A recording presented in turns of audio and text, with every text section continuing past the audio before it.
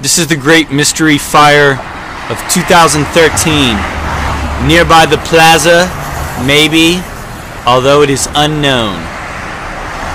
There's also, you can tell that there's a man trying to go into the pawn shop, but it is like 6:30 and the pawn shop has been closed for an hour and a half. You can see the helicopter checking around. It's probably a news chopper thing. Just billowing out. Maybe it's a house fire. Who knows? I bet you it's somewhere near the plaza though. Stay tuned for more information to Pearl Motor News 5. Out.